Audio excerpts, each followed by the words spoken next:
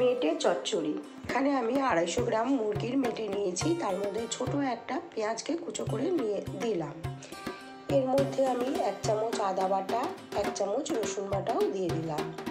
এবার একটা ছোট পেঁয়াজ ও টমেটোকে পেস্ট করে নিয়েছি, সেটার অর্ধেকটা দিলাম, অর্ধেকটা আমি পরে ব্যবহার করব।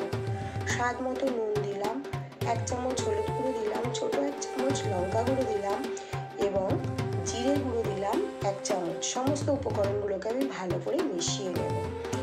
এবার একটা ছোট পাতিলেবুর অর্ধেকটা নিয়ে নিলাম, যাতে কোনো রকম গন্ধ না আসে। ভালো করে মিশিয়ে নেব লেবুর রসটা দেওয়ার পর। এবার একটা কড়াইতে তেল গরম দিলাম, গ্যাসের ফ্লেমটা লোতে রেখে দিয়েছি এবং খুব ছোট 1 চামচ তেল দিলাম। আমি 1 চামচেই রান্না করব।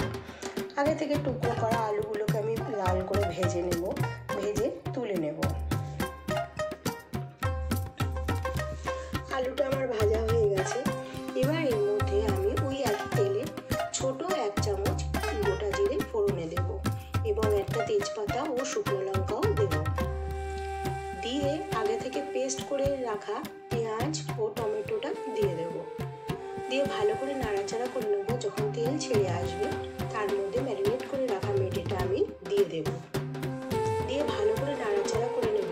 নাড়াচাড়া করে নেওয়া হয়ে গেলে পর এর মধ্যে আমি আবার একটু নুন দেব। আমি আগে অল্প নুন দিয়েছিলাম, আবার একটু নুন দিলাম, দিয়ে ঢাকা দিয়ে রাখবো। কিছুক্ষণ পর ঢাকা খুলে ভেজে রাখা আলুটা আমি এর মধ্যে এবার দিয়ে দেব। আলুটা দিয়ে ভালো করে মিশিয়ে নেব এবং ওই মশলা ধোয়া জলটা আমি দিয়ে দেবো মেটের মধ্যে।